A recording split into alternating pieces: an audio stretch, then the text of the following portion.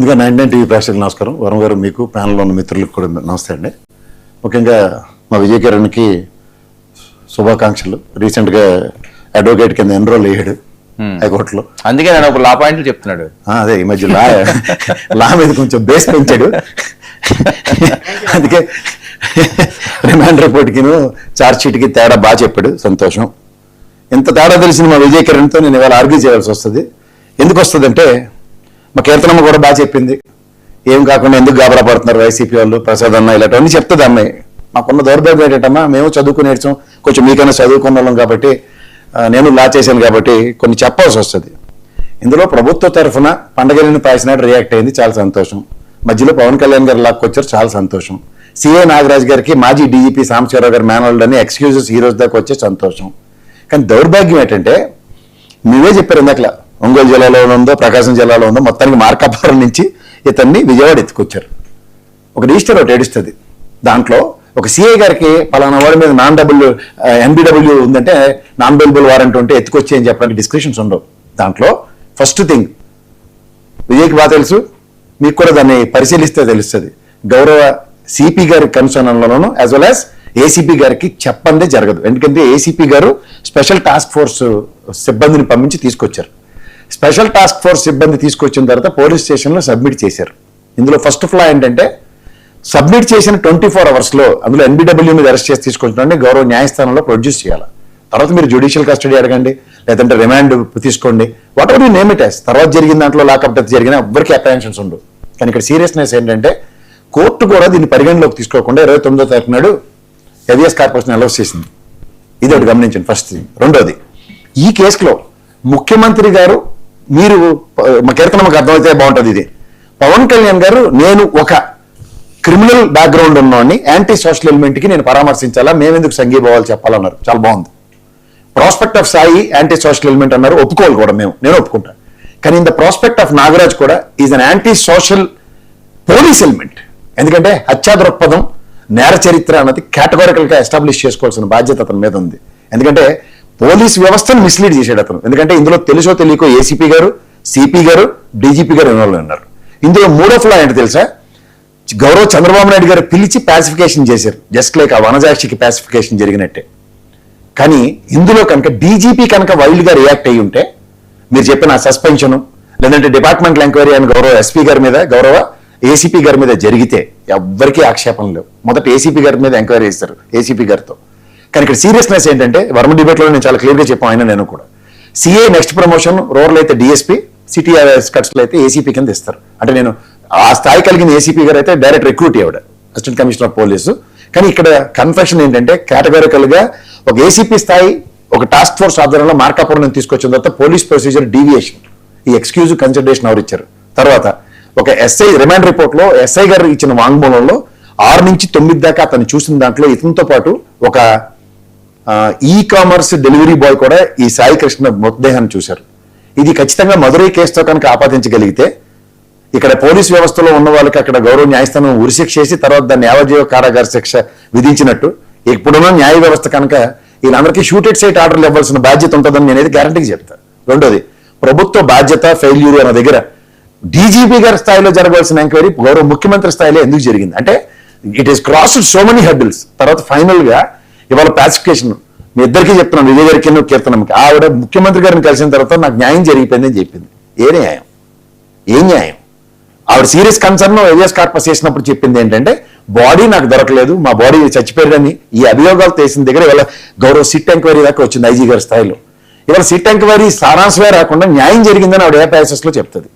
Political గా YSRCP claim చేసుకోవచ్చు, లేకపోతే మీరు క్లెయిమ్ చేసుకోవచ్చు, as if you done wonders అని చెప్పుకోవచ్చు. ద సీరియస్నెస్ ఈస్ ఇవాళ వ్యవస్థ ఫెయిల్యూర్. ఒకటి నేను క్లియర్ గా ఈ రోజు దాకా నేను వ్యవస్థను గౌరవించే ఒక లా అబైడింగ్ సిటిజన్ గా చెప్తున్నా. నా దృష్టిలో పోలీస్ వ్యవస్థ, నా దృష్టిలో న్యాయ వ్యవస్థ కూడా ఫెయిల్ అయింది. దీంతో పాటు ప్రభుత్వం సమన్వయపరచవలసిందే, గౌరవ అధికారుల మీద ప్రతి చర్యలు అన్నది లేకుండా ప్రభుత్వం కూడా తన పాసిఫికేషన్ అనే ఒకే ఒక కాంప్రమైజింగ్ యాటిట్యూడ్ తో నడుచుకున్న విధానం తీవ్ర ఆక్షేపణీయం. ఇదే కనుక రేపు పొద్దున జరిగితే మాజీ డీజీపీ గారు మేనల్డ్ అని చెప్పి నాగరాజ్కి జరిగే జస్టిఫికేషన్ అన్న దగ్గర కుల ప్రస్తావన తీసుకొచ్చారు. ఎంత కాదన్నా ఈ క్రానికల్ ఆర్డర్ లో Nagaraj and as well as ఈ సాయి ఇద్దరు కూడా ఒకే సామాజిక వర్గంకి చెందిన ఇద్దరు anti social elements in the prospect of civil సొసైటీకి, in the prospect of police సొసైటీకి. సో ఈ కాన్సెప్ట్ లో ఇవాళ నాగరాజ్ గారిని జ్యుడిషియల్ కస్టడీకి తీసుకున్న విధానంలోను, తర్వాత ఆయన రిమాండ్ రిపోర్ట్ లో వచ్చిన సారాంశాల్లో చాలా క్రిస్టల్ క్లియర్ గా ఉన్న దగ్గర ఏంటంటే సీసీ ఫుటేజ్ ని 6వ తారీఖు నుంచి దాన్ని లేపేయడం. ఒక క్రిమినల్ అఫెన్స్, క్రిమినల్ చర్యలు చేసే నేపథ్యాలు ఉన్న వాళ్ళు చేసినంత పని అతను చేశాడు. ఇక్కడ కనుక ఆ మదురై కోర్టులో ఒక పోలీస్ వీర వనిత నిలబడినట్టుగా కనుక ఆ ఎస్ఐ గారు నిలబడిన దాంతో అయితే మాత్రం డెఫినెట్ గా ఎస్పీ గారికి, ఏసీపీ గారికి వీళ్ళందరూ ఈ సర్కిల్లో విషవలయంలో తెలుసో తెలియకో లేదా ఇంటెన్షనల్ గానే చిక్కుకున్నారు. దీని వెనకాతలో ఒక హ్యూజ్ కాన్స్పిరసీకి తెరలేపారు. ఒక స్టేషన్ లో జరిగిన మరణాన్ని గతంలో లాకప్ డెత్లకి ఎన్నోసార్లు ఎన్నో ఉదంతాలు చూసాం. కానీ ఇక్కడ ఇంత కేటగిరికల్ గా ఎన్ని ఫ్లాస్ జరుగుతున్నప్పుడు ఈ తీవ్రంగా ఆక్షేపించవలసిన పవన్ కళ్యాణ్ గారు కూడా ప్రభుత్వంలో ఒక పార్ట్ అండ్ పార్సల్స్ లో ఇంకో సెలబ్రేషన్ ఇచ్చాడు. ఆయన క్రిమినల్ ని చూడొచ్చా అన్న కోణంలో ఉన్నప్పుడు వైసీపీకి సంబంధించిన వాళ్ళ కన్నా తర్వాత ప్రొయాక్టివ్ గా వెళ్ళిన జనసేన కార్యకర్తలు, నాయకులు ఎంతమంది వెళ్ళారు. అలాగే గౌరవ ముఖ్యమంత్రి గారు తన స్థాయిని 10 మెట్లు ఆయన తగ్గించుకుని ఆ ఫ్యామిలీని ఇంటికి తీసుకొచ్చి మాట్లాడారు.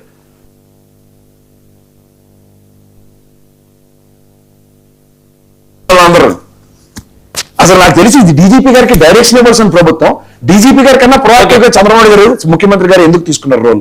రైట్. ఇది కనుక మీ పార్టీలో కనుక జస్టిఫై చేయగలిగితే నేనైతే ఏ ఆర్గ్యుమెంట్ కైనా ఏ డిబేట్ సిద్ధంగా ఉన్నా.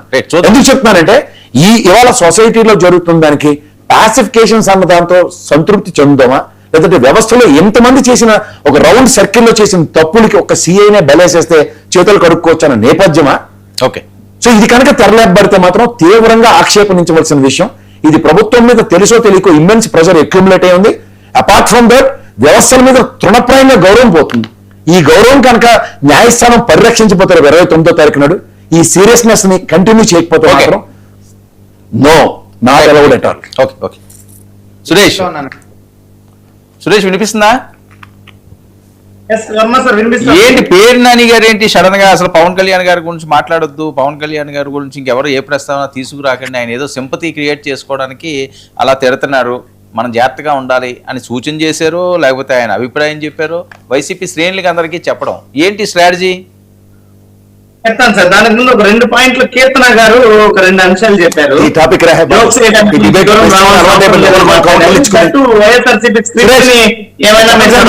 కౌంటర్లు ఇచ్చుకుంటే ఓకే ఓకే. సురేష్ ఏమవుతుందో చూద్దాం. ఈ కౌంటర్లు పక్క పెట్టండి, సబ్జెక్టులు మాట్లాడండి.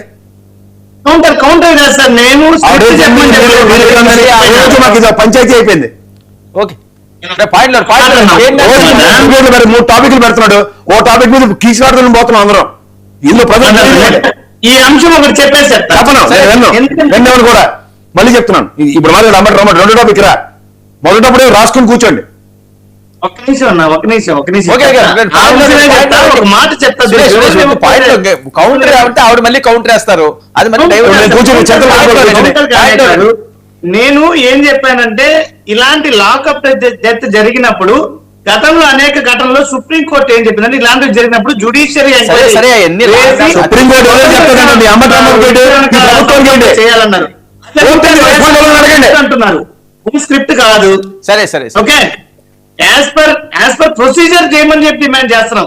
ఆ స్క్రిప్ట్ కాదు, అది దట్టు జోక్ కూడా కాదు. సరే ఓకే వదిలేయండి, టాపిక్ వదిలేయండి. నెక్స్ట్ మీరు అడిగారు పేరుని నాని గారు, పవన్ కళ్యాణ్